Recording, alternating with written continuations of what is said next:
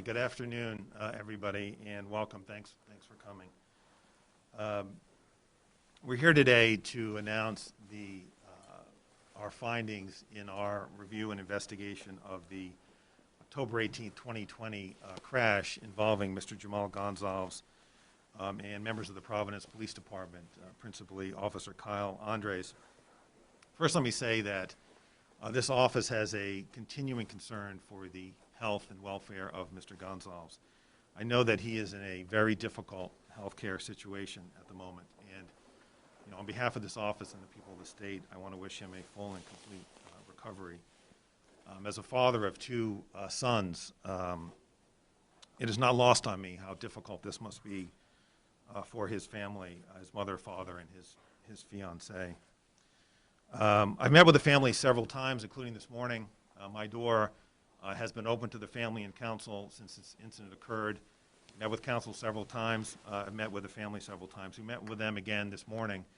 And what I'm about to share with you, I shared with them.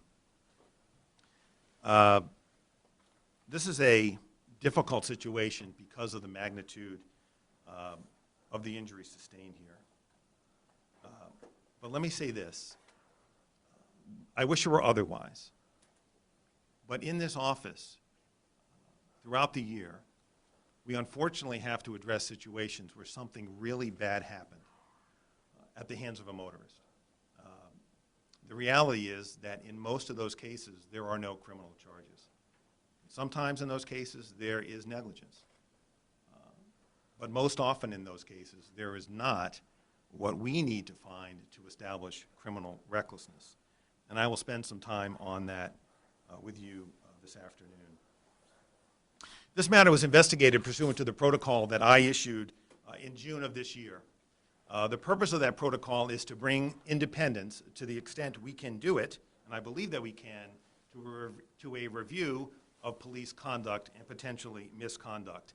That team, in any case, consists of this office, the department that employs the officer involved in an incident with a civilian, and the Rhode Island State Police.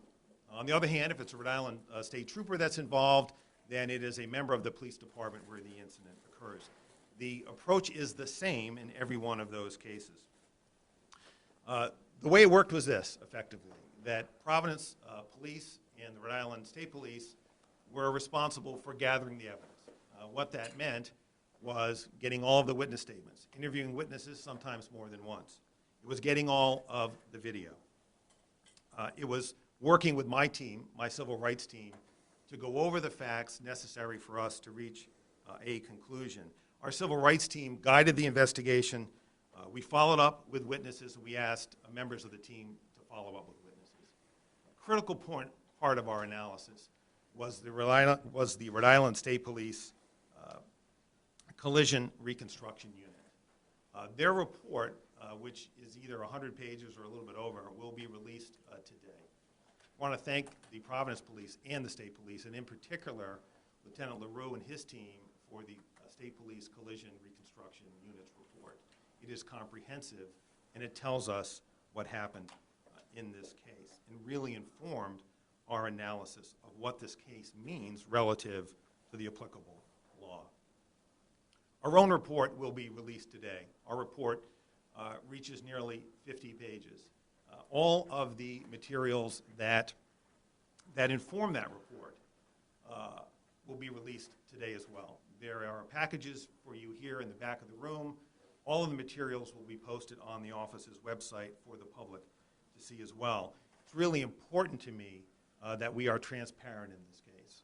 I will explain my findings, but I want to make sure that anyone who wants to review those findings, wants to analyze them, whether you be a member of the public, whether you be a member of the press, whether you be an attorney or a law professor, I want that information to be out there for you to see it. That transparency is important. And before I move into the substance, let me just say this, that the report you are seeing today is the kind of report we could issue in other cases if we had a grand jury report statute on the books in the state of Rhode Island. There are two critical questions that we needed to answer in this case. The first question was, how did Mr. Gonsalves sustain his injuries? Did Officer Andres strike Mr. Gonzalez with his cruiser or not? Many of you will remember that in the immediate moments after the incident, that question was unanswered. Some believed that Officer Andres struck Mr. Gonzalez on his scooter with his cruiser. Others did not. We will be able to answer that question today. The second question, though equally important, is irrespective of how Mr. Gonzalez sustained his injuries, did Officer Andres or any other police officer commit a crime? The principal role of the state police through the Collision Reconstruction Unit was to answer that first question. And Colonel Manny is going to do that now. Before he does, though, I want to make sure that we have the legal concept in place. For us to bring a charge of reckless driving, or driving to endanger serious bodily injury, in this case, we need to show criminal recklessness. That is our standard. The Supreme Court, time after time, I'll go through the cases with you, time after time has explained that negligent driving is not enough. And it's through that lens, that legal standard, that we analyzed the officer's conduct in this case. So at this point, I'm going to step aside. I'm going to turn the microphone over to Colonel Manny, and he's going to walk us through what the State Police Collision Reconstruction Unit found as they analyzed exactly how this crash occurred. Colonel Manny?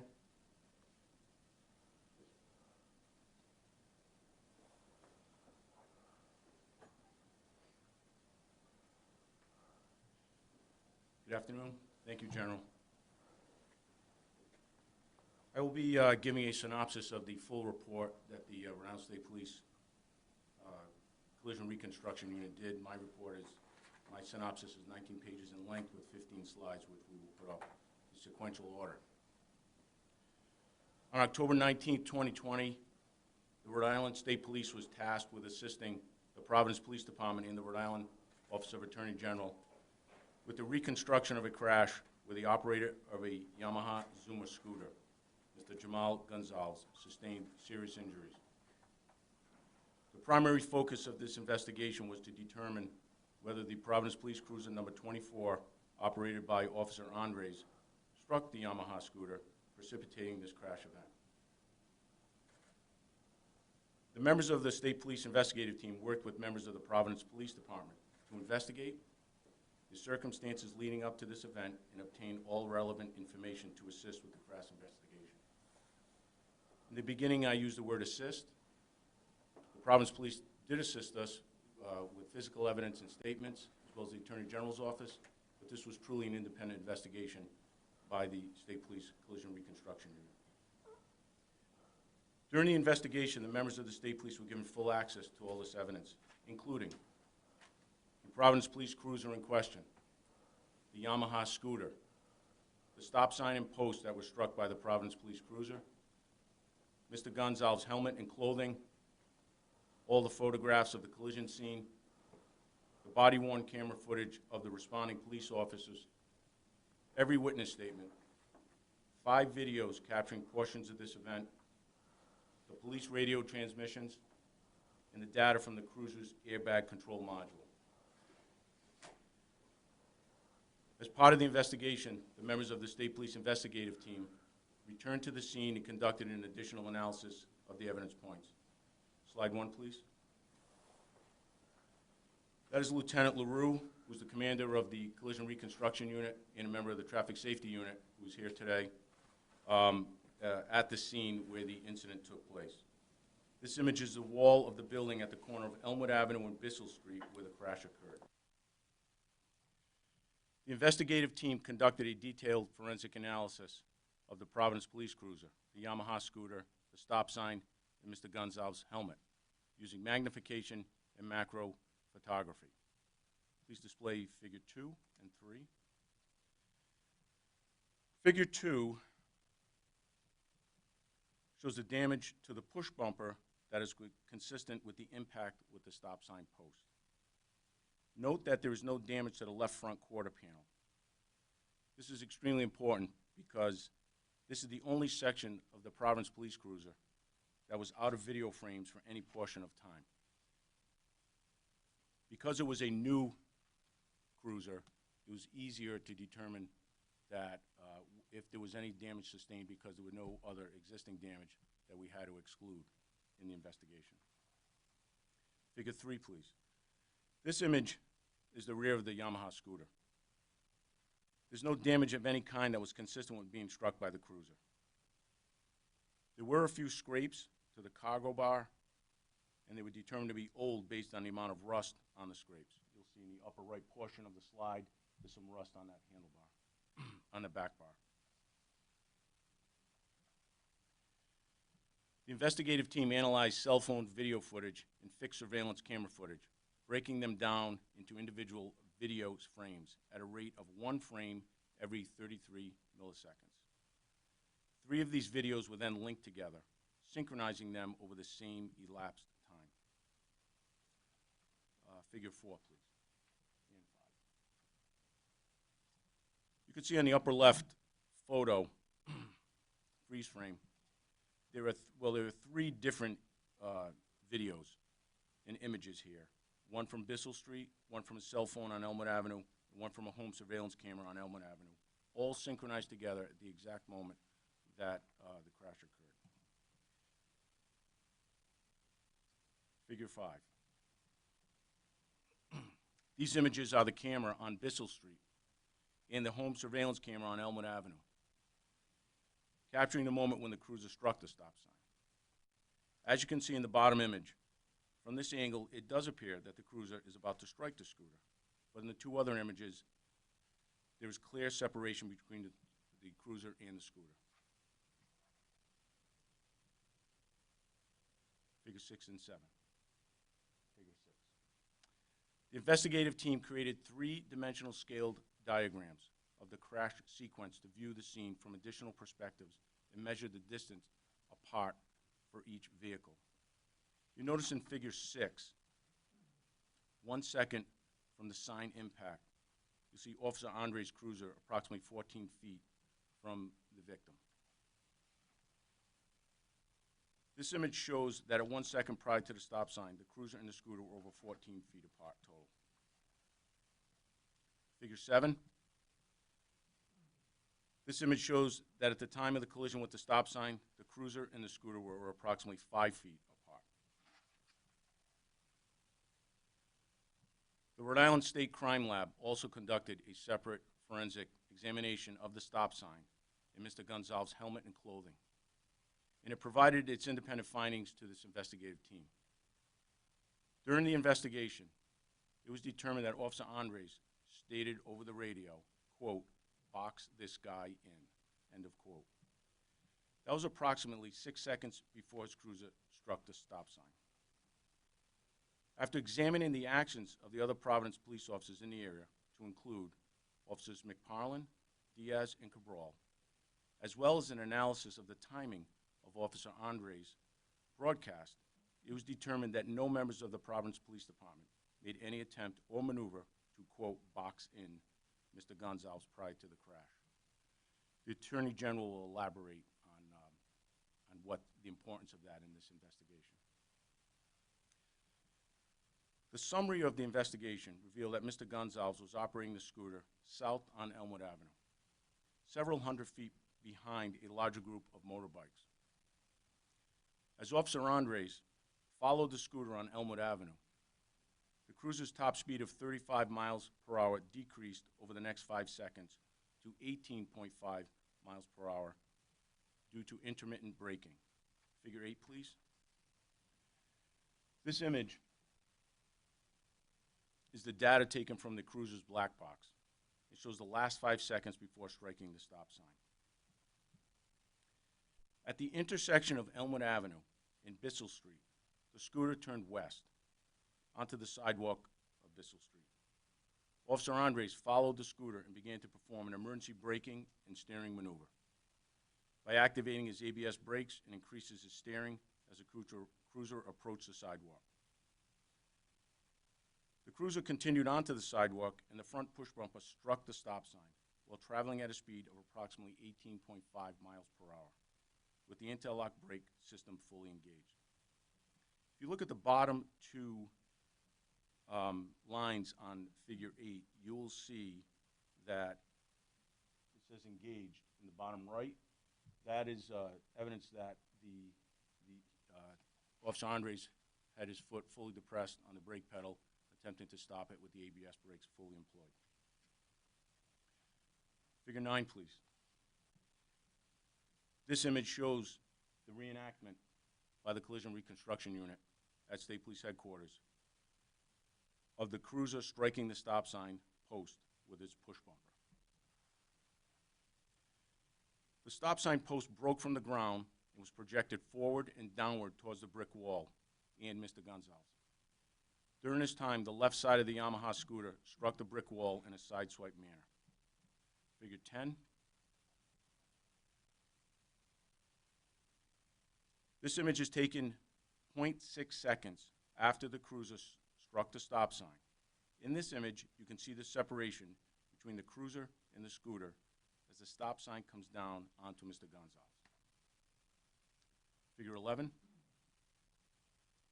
This image shows where the stop sign first hit the wall and where the left side of the scooter made contact with the wall as it continued to the west.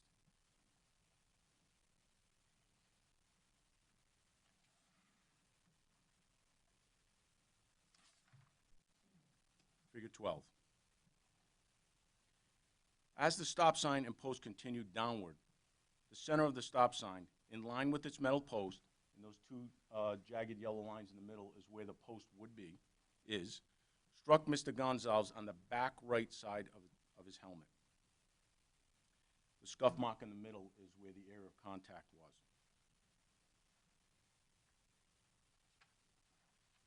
Figure 13. In this image, you can see the area of Mr. Gonzalez's helmet that was struck. The Rhode Island State Crime Lab was able to confirm that the red paint transfer on the helmet was the same as the red epoxy on the stop sign. The contact with the signpost separated Mr. Gonzalez from the scooter, and both he and the scooter fell over onto the sidewalk of Bissell Street. Officer Andres' cruiser stopped approximately 6 feet after striking the stop sign and over 10 feet from the rear of the scooter and Mr. Gonzalez. From figure 14, let's go to display 14, please. You can see the final rest positions of the cruiser, the scooter, and Mr. Gonzalez, as well as the stop sign.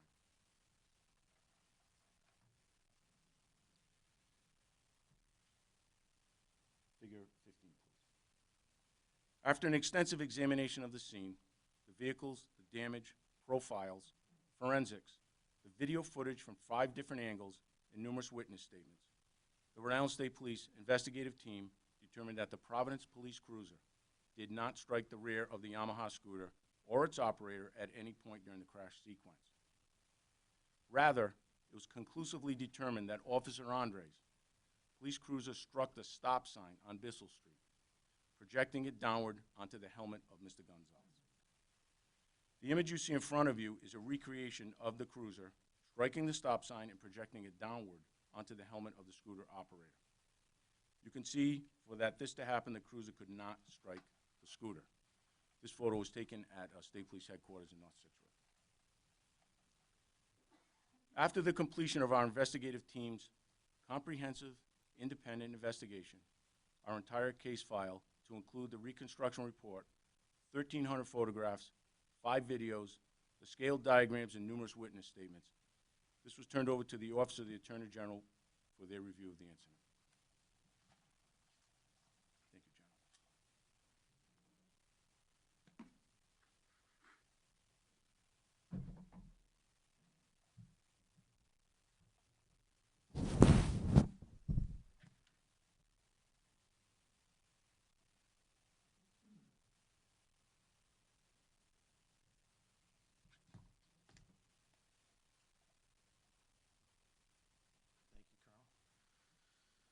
So what I'm going to do now is I'm going to really walk you through this case from the beginning right until the end. I'm going to play every piece of video that we have. Sometimes you're going to see it more than once. What I'm about to show you may at times be repetitive of what the Colonel said. I'm doing that because I've watched these videos many, many times. I know this is the first time that some of you or the public may be seeing it, so it's important, I think, for us to go through this in painstaking fashion. let me again begin by saying the lens through which we were analyzing this case at this point, having determined how the accident occurred, what did we learn? What can we find? What can we conclude about Officer Andres' driving? Whether or not he struck the stop sign and the stop sign struck Mr. Gonzalez, or whether he struck Mr. Gonzalez directly, does not alter that analysis. It's important to know that fact, but it does not end our inquiry. We have to ask ourselves whether or not Officer Andres' driving amounted to reckless driving. Reckless driving, not negligent driving, reckless driving. So if we can, begin with our first slide. Look, I think it's really important to set the scene of what Providence Police was addressing on this day. And this is a broader question that I think we all have to grapple with, which is the state of play in Providence on October 18th of 2020. You know, it's not lost, I think, on anybody here out in the public that on that day there were hundreds of motorbikes traveling through the city. Not everybody, but many of those bikers were driving on both sides of the road. They weren't stopping at traffic signals, and many were not authorized to be driving on city streets in the first place. They didn't have a license plate, for example, when they were required to do so. The challenge for Providence under those circumstances, next slide please, the challenge for Providence under those circumstances is how to respond safely. Safely for the public, safely for the bikers, and safely for the police. So that's a real challenge. And I know from talking before this incident and after the incident to Providence, to the state police, that is a challenge that we are not yet capable of meeting. And if I had recommendations as to how to do it, I'd offer them. But as I sit here today, I don't have them. But that's the state of play on October 18th of 2020. So what were the directives from the Providence Police Department to its members on that day? We asked this question. I asked this question a number of times. I wanted to know what were officers being told to do under these difficult circumstances. And the directives, as I've gleaned them, both from the top of the department down to the lowest supervisory level, if you will, from sergeants, was monitor them, follow them, pull them over if you can safely. Now, you can only imagine what kind of challenge that presents to a police officer. When can you pull somebody over safely when they're riding 200 at a time? I don't know the answer to that. But what I can glean from this investigation is this, that on that day, looking at body cam footage from around the city, that officers were trying to pull people who were violating, bikers who were violating the traffic code or committing other violations at instances where they were stopped at an intersection or had become separated from the group. In those instances where they weren't moving in volume or moving at all, they were trying to make arrests. And I believe the numbers, it's in our report, there were about 7 arrests made that day around the city. Next slide, please. So at around 6 p.m., something called the Broad Street Detail becomes aware of a group of motorbikes at the Providence Water Supply Board parking lot. The Broad Street Detail is led by Sergeant Kurt Desautel on that afternoon. There are a number of individuals, officers, including Officer Andres, assigned to that detail. Their job, as it is on any typical weekend day, is to monitor criminal activity in that neighborhood, be a presence, and if the motorbikes are out, try to do what they can to eliminate a public safety issue. Mr. Gonzalez was part of the group that was gathered at the Providence Water Supply parking lot. The scooter he was driving had no license plate. The Broad Street Detail begins to follow a group of bikers down Elmwood Avenue. Again, Mr. Gonzalez is part of that group. He actually becomes separated and begins trailing the larger group. According to officers who were in his close vicinity, had actually had interaction with him, and their statements will be released today. Their statements are characterized and described in our report, but the bottom line is Mr. Gonzalez was speaking to Officers Cabral. She was the driver, I believe, of that particular cruiser, her partner, as well as they drove along. He was communicating with them as he drove. Those two officers, those women officers, described him as driving into the oncoming lane at one point and possibly driving, going through a red light, although He was not alone in that regard. That was something that was being done by bikers throughout the city. And as I said, Mr. Gonzalez ended up at some point trailing the pack of the other bikers. We can have the next slide, please. So Officer Andres and his cruiser, Mark Cruiser, and Officers Cabral and Caba in their cruiser attempt to pull Mr. Gonzalez over. And this occurs as Mr. Gonzalez, this happens as Mr. Gonzalez is heading southbound on Elmwood, crosses in front of the cruisers, crosses over the northbound lanes, and into what is the parking lane of Elmwood Avenue. As he does so, and we'll see it on the video we're going to show in a second, the cruisers of Officer Andres and Officers Cabral and Caba, who are together, as I pointed out, and a third unmarked white Providence police car also pulled to the side of the road. And to me, this is consistent with the Providence police marching orders on that day. If someone is separated from the group and appear to be pulling over, and potentially you can stop them and cite them safely, then you are permitted to do it. Next slide, please. All right, so if we can play this video. This video, before, yeah, if we could just hold it for a second. I just want to, if you can back it up and play it from the beginning in a second. There are, I believe, 5 videos. The bottom line is every video that we have, you will have today. It's, again, you can access it from our website. This is what we describe as the Spooner Street video. This is taken by a civilian at the intersection of Spooner Street and Elmwood Avenue. This was posted on social media. The investigative team could not locate the person who actually took this video, but we do have it, and we're going to play it now. This shows the interaction that I just described a moment ago as the police officers follow Mr. Gonzalez as he pulls into that northbound parking lane on Elmwood Avenue. If you could roll that, please.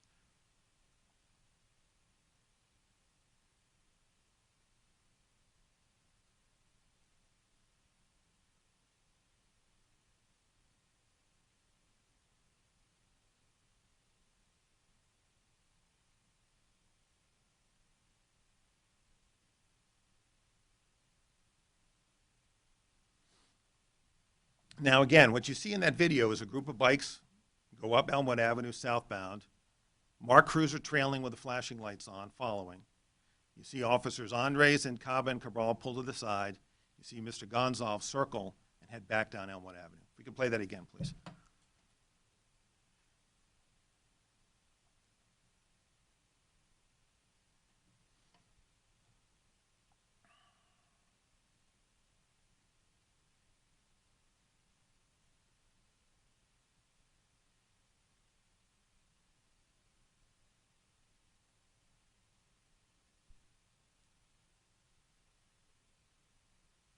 All right, next slide, please.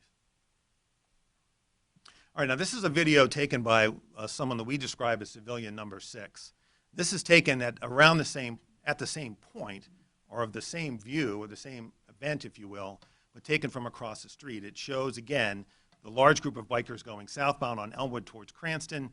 It shows the Providence police cruiser with the lights on following, and then you see at the end Mr. Gonzalez and the other cruisers, I believe Officer Andres, and Officers Caba and Cabral as well. So if we can play that, please.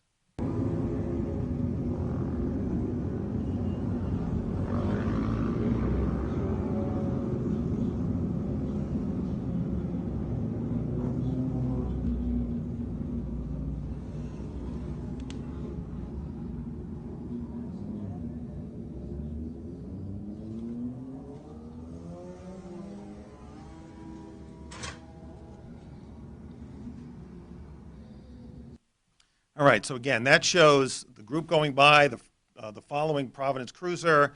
You see the white unmarked Providence police car pulled to the left, and you see sort of the end of Mr. Gonzalez circling, making a hand gesture to the police officer, and then continuing southbound on Elmwood. If you'd show that again, please.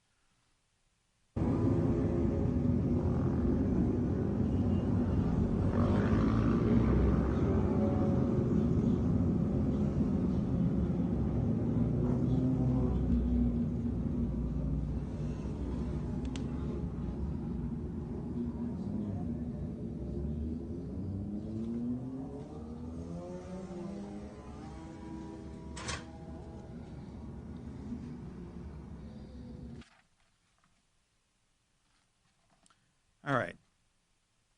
So as Mr. Gonzalez goes down the street, Officer Andres and Officers Caba and Cabral follow.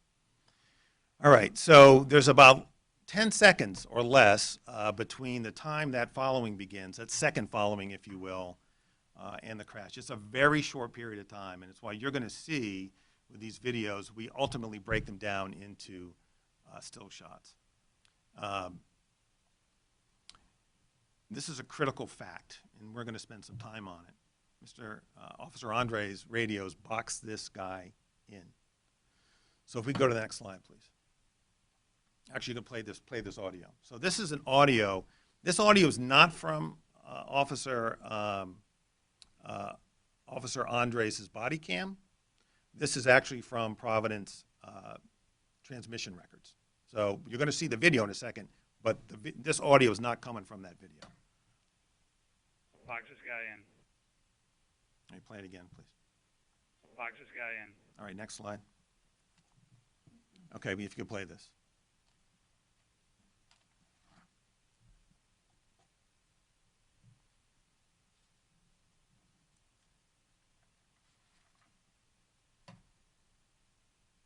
Okay, and what you see here is obviously Officer Andres picking up his radio.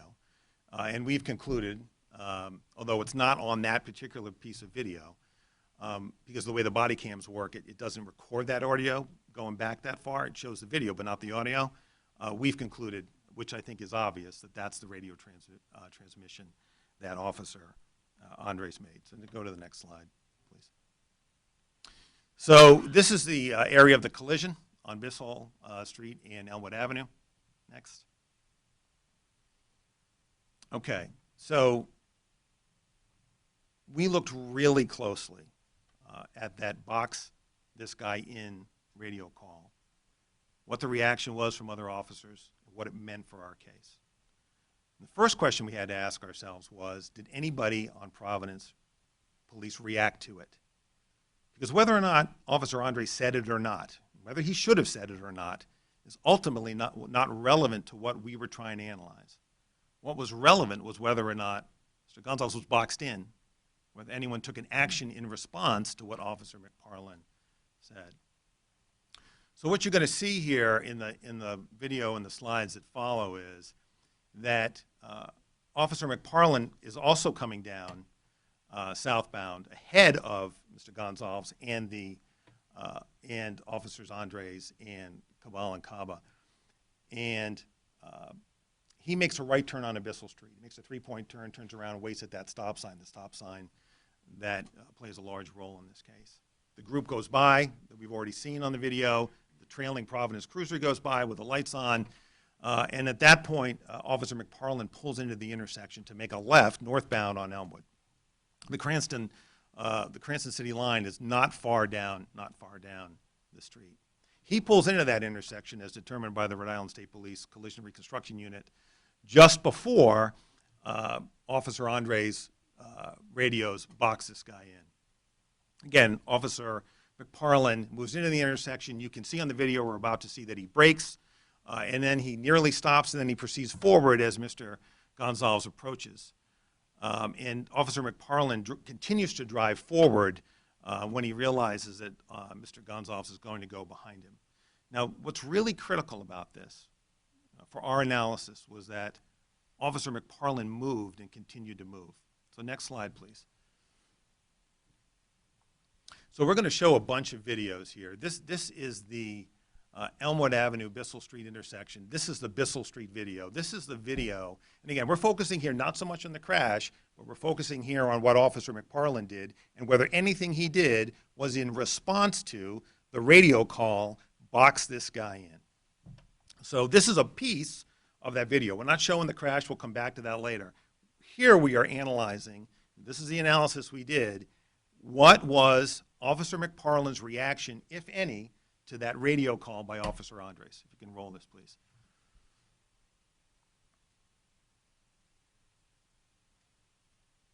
You can see the three-point turn here by Officer McParland.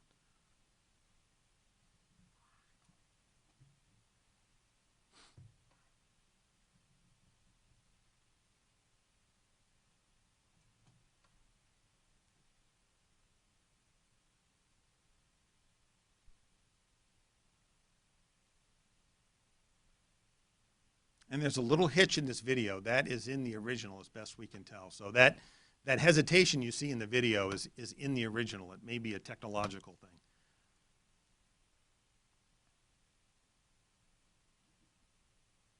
And there you see Mr. Gonzalez come into the intersection, trailed by Officer Andres and Officer McParland driving across Elmwood heading northbound. Can we go to the next slide, please? Now, this is the video from civilian number 4. This is the individual who was taking video from a cell phone camera at that intersection. If you could play that, please.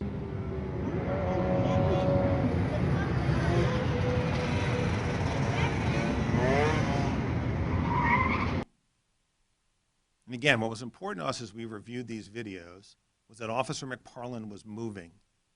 Next slide, please. So again, we asked ourselves this question: was Mr. Gonzalez boxed in?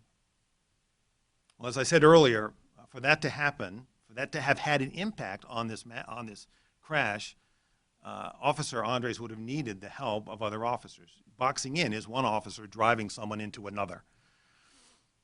When we interviewed the officers, none of them recalled hearing Officer Andres' radio call. No officer acknowledged that radio call. And the State Police Reconstruction Unit analysis established that McParland entered the intersection before the radio call. And I will tell you that in reaching this conclusion, we listened to the statements of the officers, what they heard or didn't hear, what they said they did or what they didn't do and why. What was critical to me was what the evidence showed, what the physical evidence showed, what the scientific evidence showed, what the video showed. And I believe, based on what that video shows, and what the physical evidence shows, is that, as the state police concluded, there is no evidence that Officer McParland attempted to box Mr. Gonzalez in. Whether or not Officer Andres should have made that statement, whether or not that's a violation of department policy, is not pertinent to what we're doing. What we're asking ourselves is, did Officer Andres, or for that matter, did Officer McParland do something that constituted a criminal act?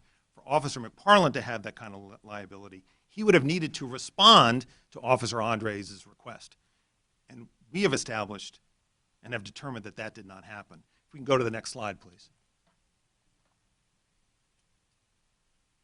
All right, now this is synchronized video. The colonel alluded to this. This is where the state police took both the civilian number 4 video and the Bissell Street video and lined them up at the same time. So you can see what's happening from 2 different angles at exactly the same time. Now, that's really useful, particularly when you do a still shot. It's a little less helpful when you're watching it as it rolls because you're not sure frankly, which one to look at least that's what I found. But we're going to play it for you anyway, and then we're going to show you some still shots from it. So if we could roll this, please.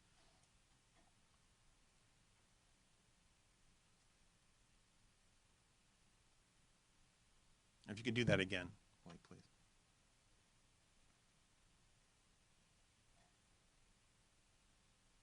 Okay. Next slide, please.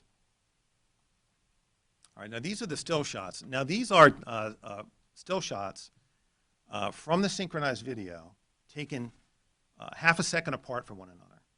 And these are important to our analysis because they show and establish that Officer McParland is moving. So if you look at where he's located in each one of these still shots that are taken a half second apart, they show that Officer McParland is not in a stationary position, but he's moving. Had Officer McParland been in a stationary position, we might be talking about a very different case, but that's not what this evidence shows. And if we could just show these one after another. This is 2.5 seconds from the sign impact. And you can see particularly here what is useful to me is the picture on the right. You can advance it. And you can advance it again. So just if you would, Blake, if you could just show those 3 still shots one after the other. So 2.5, 2.0, 1.5. All right, next slide. So this is largely, what I'm about to cover next is largely what the colonel has covered. I'll try to move through it quickly, but I think it's important to do it comprehensively. As we know, the crash happened as Mr. Gonzalez attempted to turn right from Elmwood Avenue onto Bissell Street.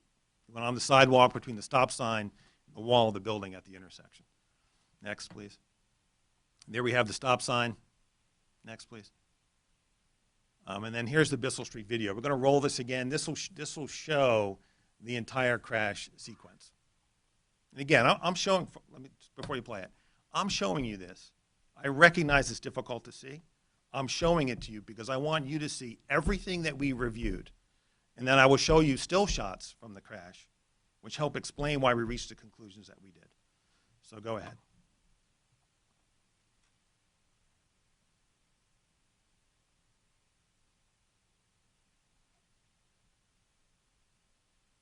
Again, this is a camera from Bissell Street. It shows Officer McParland coming in, making his three-point turn.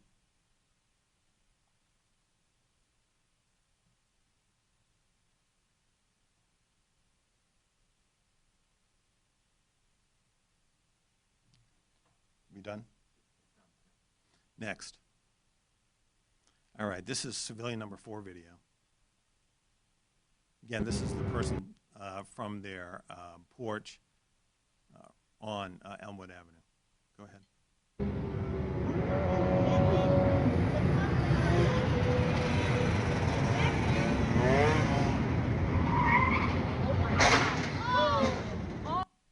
All right, next.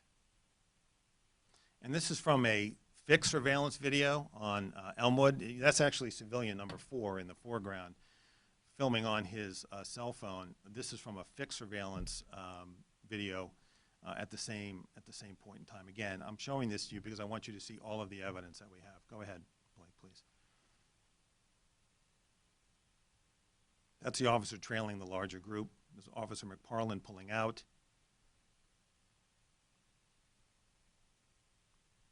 And that's the scene of the crash from the perspective of the Elmwood video. Again, it doesn't show the entire thing. Next, Blake, please. Now, this is the second half of the video I showed you earlier, where Mr. Gonzalez is circling the cruisers as they first attempt to pull him over. If you could roll this, Blake, please.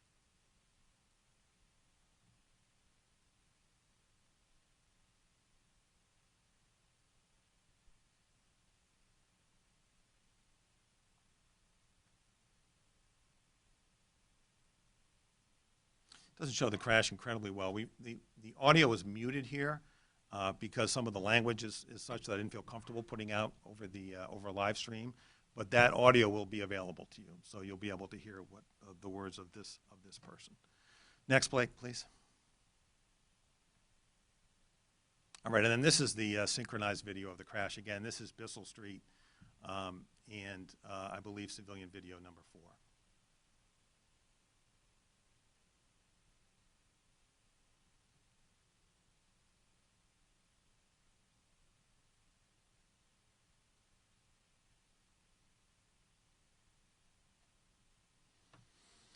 All right, next, please. All right, now these are the still shots. These are very similar to what the colonel went through, so I won't belabor them. Though again, I mean, we've spent a fair amount of time on this case in the last 3 months, and so so I want to make sure we cover it for those who haven't quite been as close to it as we have. So this is 2.0 seconds out from the crash. You see that Officer McParland is crossing the center of Elmwood Avenue. Officer Andre is not yet visible, and Mr. Gonzalez is braking as he enters the intersection. That braking, you can see the tail light there, that braking is important because the following distance between Officer Andres and Mr. Gonzalez, which I'll get to in a moment, narrows as Mr. Gonzalez begins to try to make that right-hand turn. And that following distance was important to our analysis. Next. So this is 1.5 seconds out. Again, you can see that Officer McParland has effectively cleared Elmwood Avenue. Again, Mr. Gonzalez is braking as he turns right. Next. We're 1 second out here. When I say 1 second out, we're 1 second out from when the cruiser makes contact with the stop sign. Here you can see from the photographs that both Officer Andres and Mr. Gonzalez are braking. Next. Here are more still shots, 0.5 seconds from the crash. Mr. Gonzalez is up on the sidewalk between the stop sign and the wall. Again, the colonel showed you these already. Next. We're less than a quarter of a second from the crash. Next. And this is the crash here, where you can see the stop sign in the, and these frames, I believe this is one frame, and then the next frame. I mean, it is literally a split second, not even a second, where you can see the stop sign in the left photograph in a stationary position as Officer Andre strikes it, and then it begins to move in the photograph on the right. Next. This is even another short period of time, later, less than half a second. Next slide, please. And again, this is what I consider to be the critical slide in analyzing how the crash occurred. To me, this is the most conclusive evidence from the videos that showed the stop sign being struck and yet the cruiser having separation from the scooter driven by Mr. Gonzalez. Next. And then this is, of course, the crash itself. Next. So the colonel went over this, and I won't belabor it. The accident or collision reconstruction unit and we did not rely just on the video. Again, they lined up damage between the cruiser, the stop sign, and the scooter. They concluded that there was no contact. Again, we mentioned, the colonel mentioned about looking at the helmet and the stop sign to see exactly how Mr. Gonzalez was injured. Next, please. As the colonel mentioned, the state police did a reenactment and ultimately concluded that that the accident effectively could not have happened other than what the video and the damage comparison tells us. That for the stop sign to hit Mr. Gonzalez in the head the way that it did, the cruiser must have hit the stop sign as opposed to the scooter itself. Next. All right, this is an important point for our analysis, because again, what we're looking for is, what do we know from this case about Officer Andres' driving in the seconds before the crash? What we know from the black box is that he's slowing. So you can see from this slide that 5 seconds out, he's going 35 miles an hour. He goes up briefly to 35.8 miles per hour, and then his rate of speed rapidly declines over the next 4.5 seconds, down to 18.5 when he strikes the stop sign. That is an obvious indication that he is attempting to slow his vehicle, as opposed to, for example, speeding up to run Mr. Gonzalez off the road, speeding up to close the distance. It shows, in fact, the opposite, that he is braking. Next slide, please. This is the same slide that the colonel showed you. Again, it shows, except for that brief uptick in speed from 35 to 35.8, Officer Andres' speed is coming down. The last two boxes, as the colonel indicated, indicates that the anti-lock brake system has been engaged. I asked the state police, we asked the state police, well, what does that mean in layman's terms? What that means, effectively, is that Officer Andres is hitting his brake as hard as he can. Next. And then this is just a still shot from civilian number 4 video. It confirms what the black box tells us in the video, that that Officer Andres was braking as the crash scene approached. Next. Now, this was another important factor in our analysis. We analyzed how close Officer Andres was following Mr. Gonzalez as he traveled down Elmwood Avenue. And you can see here, 2.5 seconds out from the impact with the stop sign, that there's 32 feet of distance. It's around 2 car lengths. Next. At 2 seconds and 1.5 seconds out, 2 on the left, 1.5 on the right, it's 30.8 feet, and it's 18.2 feet. And we'll show the next slide. The distance is closing because they're both braking at this point. If you go back and look at the other slides as to what's happening as Mr. Gonzalez and Officer Andres now is approaching that stop sign, you got to slow to turn. So the distance is close. But at the critical point for our analysis at 2.5, 2 seconds out, 1.5 seconds out, we're talking about a significant difference between Officer Andre's cruiser and the scooter operated by Mr. Gonsalves. Next. Next. Now, the other thing we looked at, and this is really hard to see, and it's really, frankly, hard to understand as somebody not steeped in accident reconstruction. And so this is an opinion from the collision reconstruction report. What we asked ourselves was, we know that Officer Andres is braking. We know that he's following from a significant distance behind. What's he doing as he's approaching the crash site? Is he trying to get out of the way? Or is he doing something else? And so we analyzed, and it's in the state police, I believe it's in the state police report, which analyzes sort of the degree of turn of the steering wheel as Officer Andres is going into that stop sign crash. The conclusion, though, ultimately is that the way he's turning that wheel is consistent with avoiding a crash, not causing one. So what does that mean? And we'll get to this when we get to the law. That's not to say that Officer Andres drove perfectly here. That's not to say that he didn't misjudge the turn. That's not to say that he didn't make a mistake. What it does say, though, is what he's doing at this point in time. So if we could roll this, please. It's very short, but if you go back to the state police report, what they opine is that this movement of the wheel is consistent with trying to avoid a collision, an emergency steering maneuver. So if we go to the next slide, please. All right, now we get to the law. This is really where my office did the analysis. We really analyzed this case most principally in the context of driving to endanger serious bodily injury. And as I said when we started, that requires a showing of criminal recklessness, which is a high standard. High standard, I can just say that, but I'm going to demonstrate to you why, I hope I will, why that's a high standard. The language that the Rhode Island Supreme Court uses is a heedless indifference to the consequences of your actions to the safety of life and limb. And the Supreme Court says this over and over and over again in the case law. Proof of negligent driving is not enough. Mere inadvertence or error in judgment is not enough. And that's a critical point. And it's a critical point because in all of these cases, and I think back to the boating case on the bay where a sailor was killed 2 summers ago, being driven over by a powerboat. It's a terrible result. And your heart breaks for the family. And yet the criminal justice system does not apply to that situation.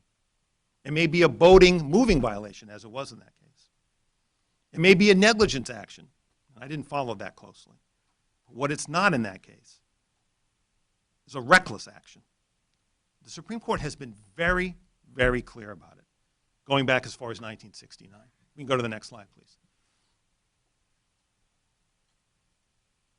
You see it here again in this Lund case of 1969.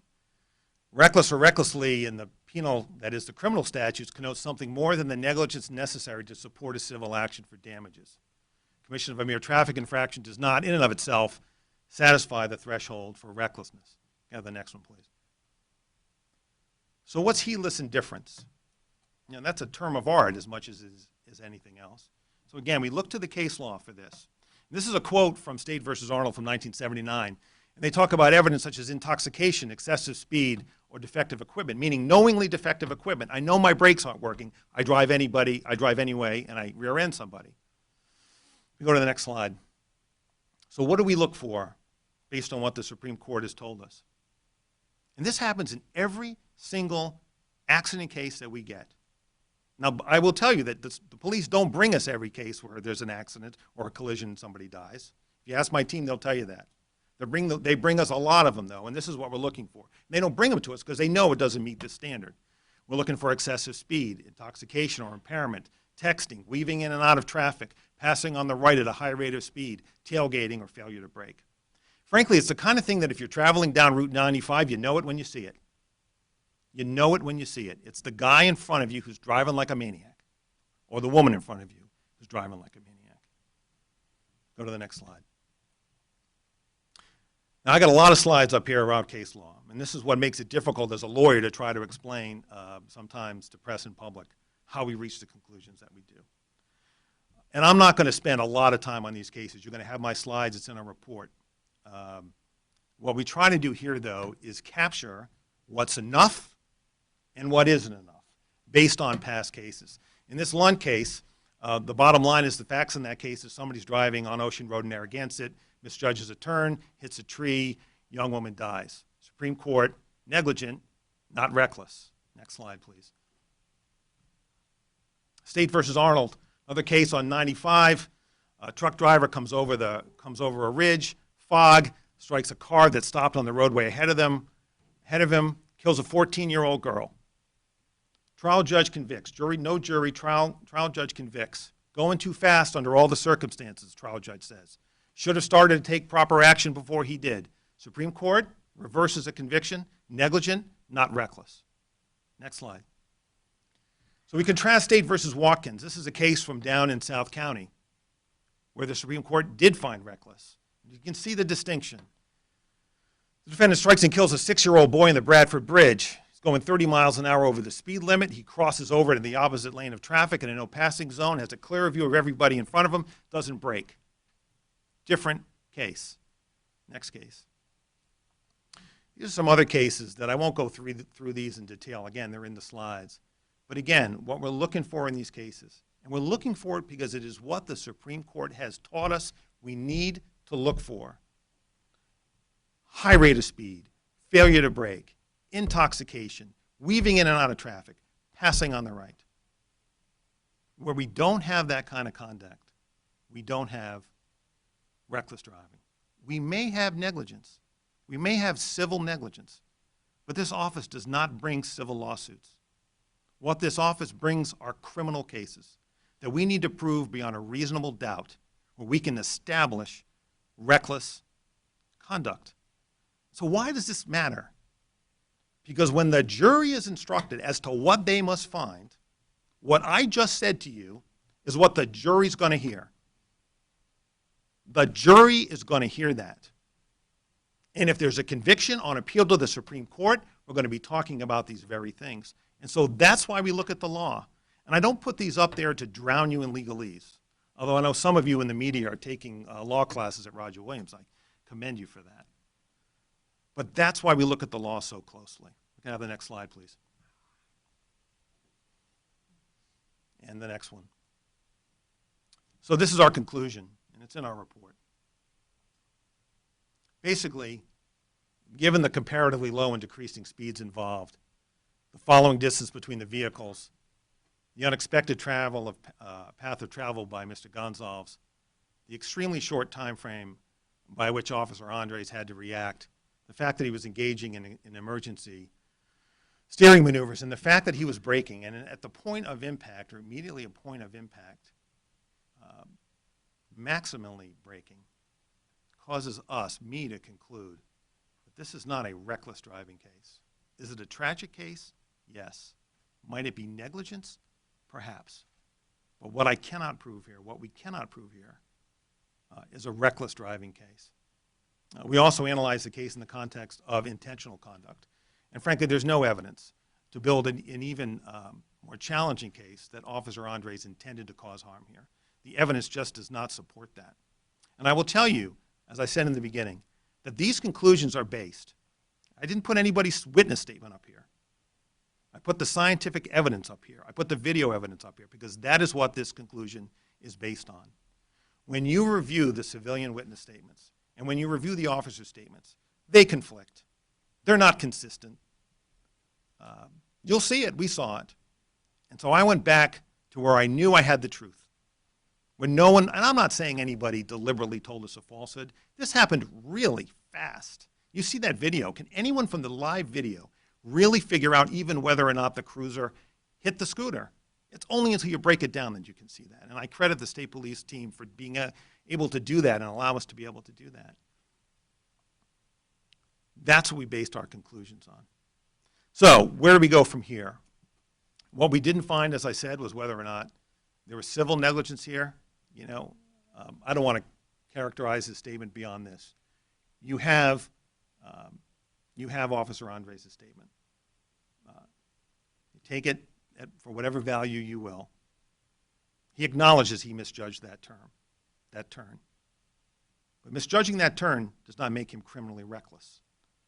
And it would not be responsible of me to bring a charge based on that. What Providence police choose to do with respect to their internal policies or the performance of their officers or moving violations is a matter for them, but not for me. That is not what this office does. We analyze conduct for criminal misconduct, and that's what we've done here to the best of our ability. So I thank you and the public for your patience. And I want to particularly thank the family for their patience. This was hard news to deliver today. And as I said, I've met with them a number of times. It is hard to see these videos again. We walked it through with them again as we did with you. It's hard for them to see it, and I understand that. And I am grateful for their patience with me. They heard me out this morning, and I'm grateful to them for that. So let me stop there, and I'll take any questions that you may have. Yeah. Mm-hmm. Yeah. What was he trying to do that he then misjudged the turn? And are you saying that if me or anyone else went up onto a curb, hit a stop sign, knocked it into somebody else, and knocked them into a coma, that we would not face any Yeah, under these circumstances, you would not. Just the way in 1 out of every 10 cases is a criminal case, and it isn't. So let me take the powerboat example on the bay. A man in a powerboat drives over a woman in a sailboat without a lookout and going too fast. Kills that woman. Not a criminal charge. So yes, the answer is yes, that if you did the same thing, you would not be charged. Now, what was he doing? This is my speculation as to what he was doing, okay? I believe that he was following Mr. Gonzalez the way officers were following people all over the city that day. And as he attempted to follow Mr. Gonzalez onto Bissell Street, he realized too late he couldn't make it. Now, look, I'm not inside his head. You'll see what he said because we're going to release that statement. At the end of the day, what he said or didn't say was not pertinent to my analysis. My analysis was, what was his method of driving? Did he brake or not brake? Was he right on his tail or wasn't he? Was he trying to get out of the way or wasn't he? Negligence, a mistake, an error in judgment is not a crime. And we see that consistently throughout the state. If we brought every accident, when I say accident, I mean a collision with somebody, collision, motorist, pedestrian. I wish I could say it doesn't happen all the time, but it does. The number of those cases that we bring as criminal cases, compared to the number of times where we don't, it's very small. And when we bring them, we have the factors we're talking about here. Whether or not the other officers heard or acted upon the thought that this guy in common, isn't it fair to say that that's what Officer Andres was trying to accomplish, to stop Mr. Gonzalez at that point? That may well be, but it had no impact on the crash. It only has an impact if somebody boxes him in. I can't box you in unless Steve gets between you and me and helps me box you in. So if I can't establish, A, that they did it, and the video evidence shows that he wasn't doing it, I can't make a case against either Officer McParland or Officer Andres. Now, whether or not they should be trying to box somebody in their own mind, an individual officer, is not for me to decide. What I have to decide is whether that radio call contributed to this crash, and we concluded, based on the scientific evidence, backed up by a state police opinion, that that's not what happened. Now, why did Officer McFarland stop or nearly stop in the roadway, break in the roadway, right in his path of travel, and at what time did the radio transmission box this guy in occur? You said it occurred, he started pulling out before that happened, but did it come while he was pulling out in his path of travel? Look, it came out just before. I mean, one of the things that the state police have tried to do is answer that precise question, but we know that it happened just before. That's why the still shots are both helpful and misleading. What the still shots show you is that McParland is moving. At a half a second, if you look at those still photographs that are in the package and in the report, at half a second intervals, McParland is moving. He's not at the same place, so he's not moving. What would be consistent with boxing in? Him staying there. Him staying there. He did. So his statement is in there. I can try to characterize his statement. His statement doesn't change my analysis because he's moving. Here's what he says, and I have no reason to discredit it, but again, it doesn't change or alter my analysis. The group has gone by. The vehicle with the flashing lights has gone by. He thinks the entire group has gone by. He doesn't know there's a straggler. He pulls out. He looks to the right to make sure nobody's coming northbound. He looks to his left and sees Mr. Gonzalez approaching. Maybe he thinks he's in no man's land. Read a statement, and then he proceeds. Well, what's critical, hold on a second, Steve. What's critical here, Brian, is that Officer McParland is moving. And again, if you look at the video, and those still shots can be deceiving because there's 3 different shots, but the whole time that elapses is a second. It's 2.5, 2.0, 1.5. So he's moving in that 1 second. If he's standing there, stopping there, that's a problem. Frankly, it's a problem for Officer Andres if he were to crash into him. Look, the reality is that if Mr. Gonzalez were to crash into Officer McParland, the odds of Officer Andres are probably pretty high too. You know, I'm not an accident reconstructionist. I'm just using my common sense looking at the video. Steve?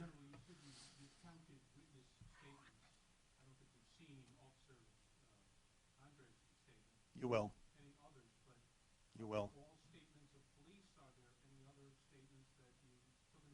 Sure. Yeah. Yeah. So we looked at every police statement that was given that we took. We took them all. You'll have. Though we posted on our website today, you'll have them. They're referenced and summarized in our report. Same with the civilian witnesses. They're all summarized. So when you say, you know, when I'm trying to conclude, when I'm trying to reach the most reliable conclusion I can, and I have this debate with my friend Commissioner Perry a lot, it's why I love video. If you give me the video, I know what happened. If someone's recalling what they saw, I'm relying on their interpretation and memory. I've been doing this a long time. I've tried enough cases. I've put enough cases in grand jury. I've seen witnesses testify twice in the same case and testify differently. If I've got it on tape, that's where I'm going to begin. If that doesn't answer the questions, then I have to go sort it out amongst the witnesses. So we want to know what they say. And I give all the civilian witnesses great credit for coming forward and being cooperative and giving their best account of what happened. But when they are telling us that the cruiser hit the scooter and the individual Mr. Gonzalez flew over the handlebars, and I know from the video that that's not true, I respect their account, and I'm grateful for it. But I know that the video is telling me something else. That's what I mean. How would you categorize the video that you have available with other cases that maybe you've been involved with? Are you satisfied that what you've been able to see, the compilation of videos, is conclusive enough? In other words, it's good enough for you to make a decision? Yes. Yes. Look, I'm really grateful for the video. This would be a much harder case to analyze had we not had the video.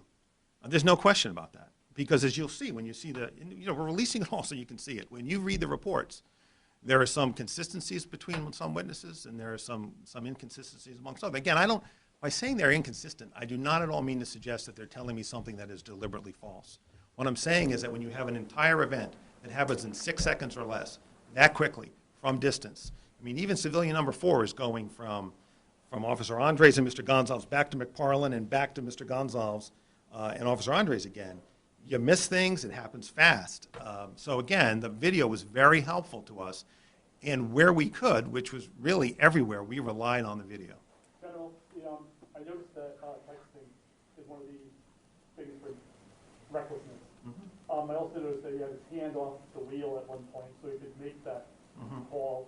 And then he had to basically drop that and reestablish control of the vehicle. So he really was out of control of the vehicle for a very short time, at least one-handed, which would be the equivalent, I think, of even answering my phone while I'm driving or something like that. I picked it up off the seat, and then, oh no, had to grab it.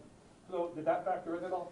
Yeah, look, I mean, I think police officers are trained to use their radio, so I did not look at this as a case where, and I can think of a case where that wasn't charged. I mean, many years ago, before I became Attorney General, on the Newport Bridge, where there may or may not have been evidence of texting, and the car crosses the center lane and strikes an oncoming car, no charges in that case.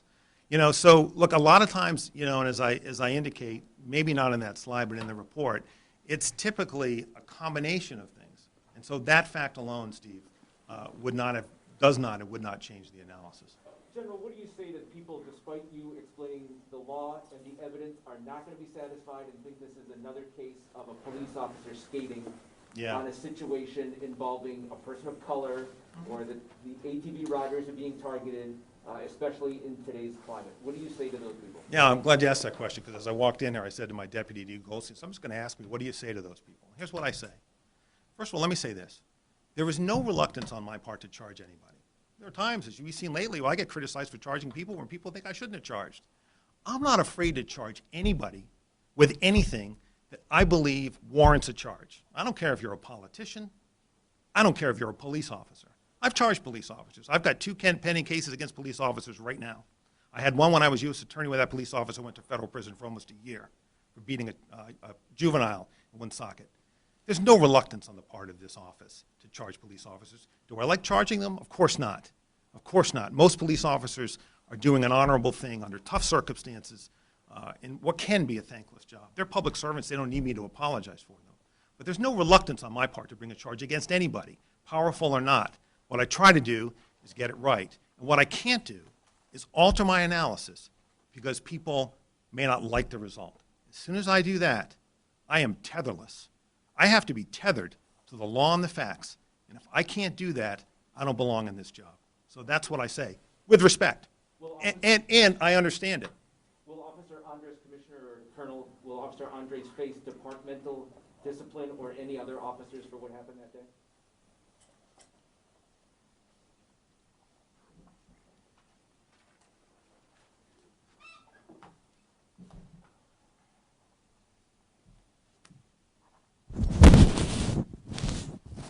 So let me also begin by saying, you know, ever since that evening, I know the hearts and minds of the Providence Police were just devastated as a result of Jamal's injuries. So we too pray for his full recovery, and he's been in our thoughts and minds ever since. I appreciate both the Attorney General and the State Police's work on this. As you've seen, it's elaborate. It takes a lot of effort and time, and we appreciate that. This concludes the analysis of any criminal culpability on any police officer's involvement. The next phase is to now look at administratively what officers did or didn't do in violation of any of our policies. We're just not starting, obviously, at the conclusion of this. We've started long ago. But this phase had to be completed first. And then, as you know, there's a process for us to bring administrative charges, policy violations against any officer. And we are prepared in a short period of time to identify, and there will be, but how many and to what policy violation may exist, it's too early to disclose and even to talk about. I'm as frustrated as you. Our Law Enforcement Bill of Rights precludes us from talking publicly about any specific circumstances in which officers either face administrative and policy violation sanctions, and to what extent. But I also believe in transparency, and in a short period of time, we will be announcing some accountability, at least to those officers in their behavior leading up to and subsequent of the crash. Commissioner, has there been any significant change in overall police policy? I know when this first broke, you had suggested there may be immediate changes to pursuits, anything dealing with ATVs or motorbikes as far as a position paper, anything like that. Have there been any changes that have been implemented as a result of what we've seen with this Jamal Gonzalez story? You'll hear the frustration of not only myself, but the colonel and the major overseeing the uniform division and perhaps every officer involved. We don't like to see that danger on the roads here in Providence, and it's been 4 to 5 years since we've had an uptick of people driving unregistered vehicles, mostly ATVs, scooters, mopeds, all around the city in flagrant violation of all the motor vehicle laws. Look, what can we do about it in a safe way? And so we have policies in place, and generally speaking, not this particular case, generally speaking, the Providence police officers have taken off over 200 of these vehicles over the past couple of years. As you know, we've crushed some of them. Our policy originally in the ordinance allowed us only to seize and not destroy. We went through the process of getting authorization for destruction. This continues to be a challenge. So we instruct our officers that if you can apprehend this motor vehicle and/or the operator in a safe way, then do it. That's why we've had over 200. If you cannot, and it presents a danger to yourself and others, then do not, because it is dangerous, they are fast, and the majority, if not all of them, don't just pull over upon seeing a police officer put his or her lights on the car. So it's an issue that the general talked about at the beginning. My colleague at the state police, Boston police, major cities across this country are dealing with the same, phenomenon of people wanting to drive these bikes and motor scooters on the roads, and they're not safe and they're not lawful. And Officer Andrews is still on desk duty? Yes, he is. Commissioner, is it a violation of the pursuit policy to box someone in? Yes, a pursuit policy, yes. When a high-speed pursuit, there are a lot of, and our policy's up online, there are a lot of requirements for an officer, and boxing in is not allowed in a pursuit. It's also And- not allowed, the policy says, in order to prevent a pursuit. So they don't have to already be in a high-speed pursuit, correct? Correct. You said that the Bill of Rights prevents you from speaking further about his actions. Does that mean you triggered Leobor? No, the LEOBOR, the Law Enforcement Bill of Rights, is a right that every police officer in Rhode Island has. And so regardless of the sanction, whether it be a one-day suspension or a formal letter of reprimand, all the way up to termination, we are restricted under that law from speaking publicly about the specific circumstances of the behavior of the officer that led to a proposed sanction or eventual sanction for that behavior. So, yeah, I'm frustrated. You've heard it. I don't know of any other law that confines, anyone else's First Amendment rights from speaking.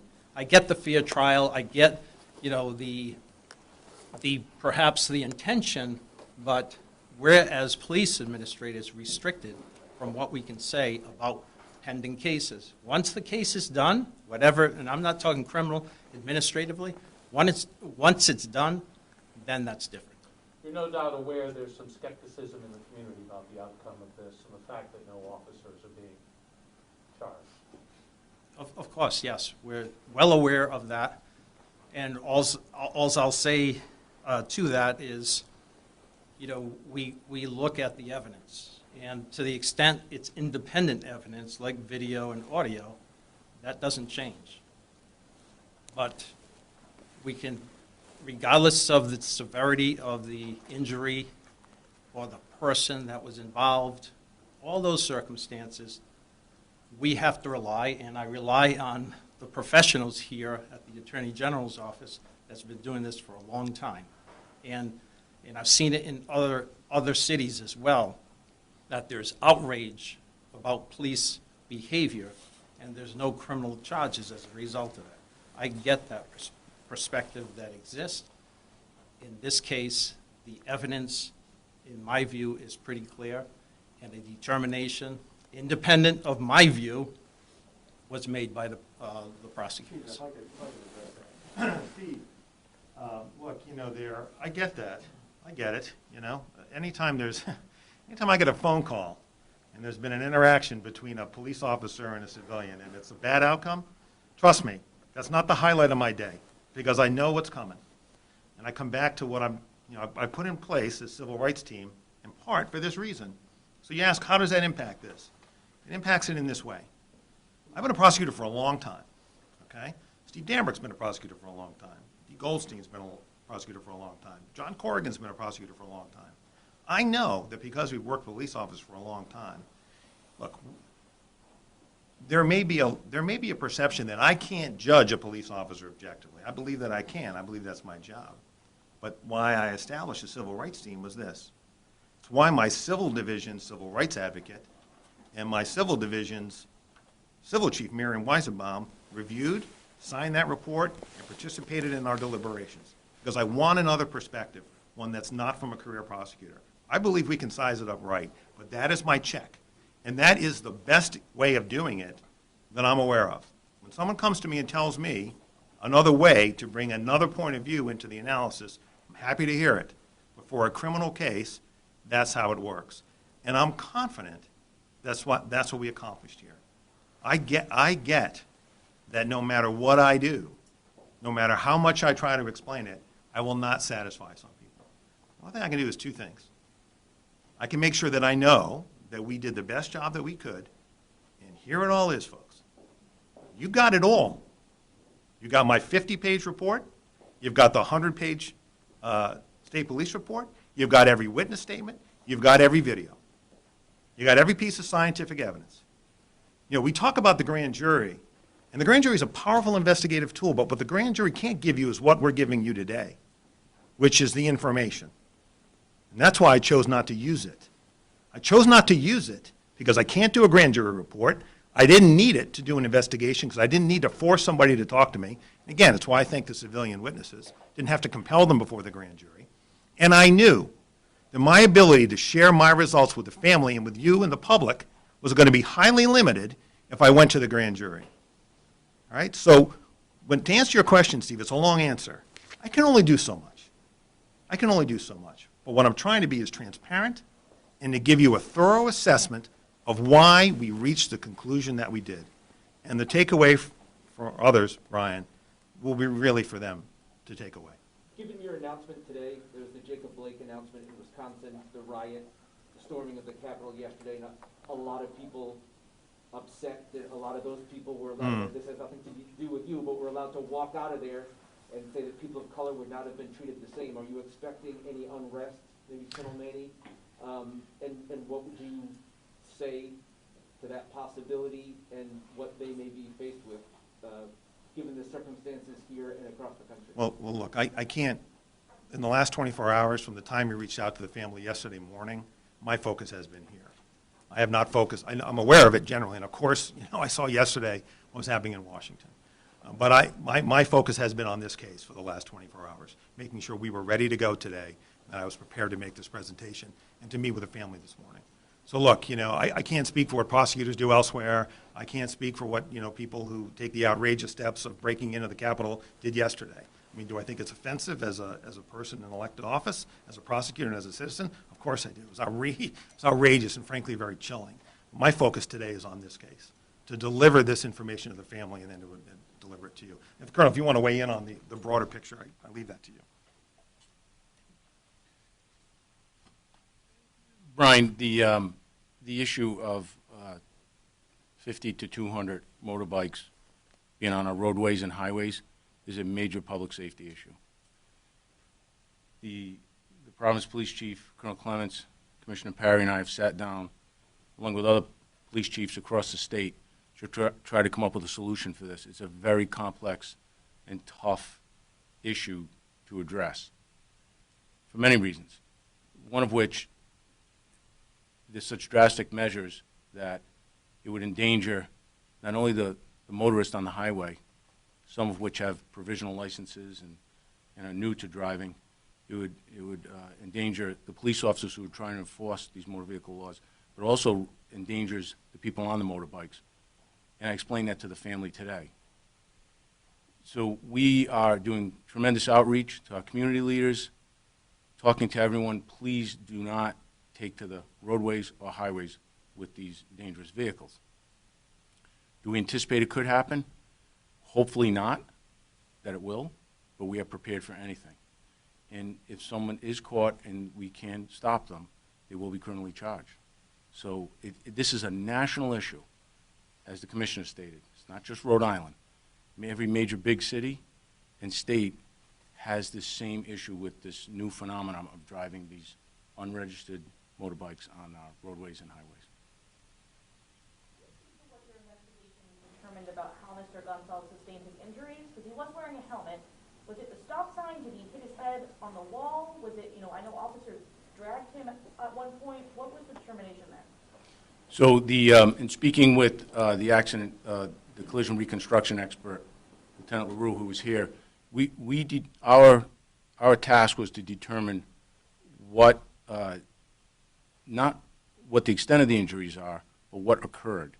And what the basis, as my report stated, was the cruiser struck the sign struck the helmet, and Mr. Gonzalez was propelled forward.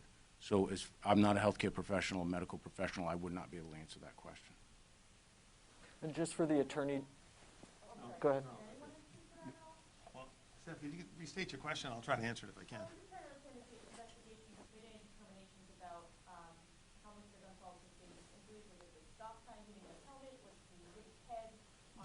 Yeah, the report answers that question, and I know you don't have the benefit of having it in front of you, but the report answers that definitively, that the middle of the stop sign hit the rear right side of the helmet, and that's how he sustained his injuries. And that's in the report, and you'll see that.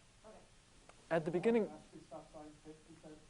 How fast? Yeah, because it seems to me that if you hit this down here, you have this angular velocity, like a baseball bat hitting them. So at 18 miles an hour here, the top of the stop sign would have hit him at much faster than 18 miles an hour. I don't know, Lieutenant, if you're prepared to answer that question. No, it's something we needed to calculate to review the mechanism of injury, so we left it at that. just quickly, at the beginning of this, we were told this would be a 2-week-long investigation. What took it from 2 weeks to about 2.5 months? Yeah, well, I didn't make that statement. So, look, no disrespect to my law enforcement colleagues. This stuff takes time. When you see the report, to write a 50-page single-spaced report and analyze this case factually and legally takes time. It wasn't helped by the fact that I was in quarantine for 2 weeks. And then we hit the holidays, and I did not feel like it was a good point to announce it Christmas week or last week. So as soon as we were ready, and we were ready to go effectively, we were still tweaking things the last few days. The earliest we could have done it was December 21st when I came out of quarantine. I didn't feel like that was appropriate. But back up, why did it take 2 months to do it? The answer to that is this. When you see the amount of analysis that's done here, it takes time. And I will tell you that when we are screening cases in this office, remember, we screen 5,000 felony cases a year. This case was handled very differently from your typical case. I mean, the number of driving cases that come through this office in a given year, I'm talking about a driving case where somebody is significantly injured, is in the double digits. Okay, this case was handled very differently. Why? It was handled very differently because I get it, to Steve's point. I get it. When a police officer is involved, it's a different dynamic. That means we better be right. And the way I make sure I'm right is I ask every question. You're going to see in the appendix to Lieutenant, the State Police report, a letter from Lieutenant LaRue to John Corrigan, who's on our team. It was a follow-up to questions we asked. If we thought there were more questions to ask to inform our opinion, we asked them, and that's why it took so long. And then, frankly, to write it up and to put together a PowerPoint like this, it just takes time. It just takes time. And I have to say, like, I've done a lot of significant cases personally as an assistant U.S. attorney, as an assistant attorney general. Like, significant cases don't get done in 2 weeks. We may have a sense of where we're going in 2 or 3 weeks, but to make sure we're right and to write it in a way that is clear takes time. And then, of course, to be able to upload it and have it available to everybody on day one takes time, too. Was the mayor, who I believe is the person who kind of put that time frame on it, invited to be here? I did not invite the mayor to be here. I think, look, I had this rule when I was U.S. attorney. I think it's really important that elected officials, only elected officials, make sure I put this the right way, that I should be the only elected official at a press conference which announces the results of an investigation led by this office. And that is a rule I have applied when I was there, and I applied here. No disrespect to the mayor, it's not personal to him. But this wasn't about the mayor, and this wasn't, frankly, at some level, about the Providence Police Department. They were really helpful in the investigation. But at the end of the day, that's why we put together this team. This was an investigation and analysis led by this office.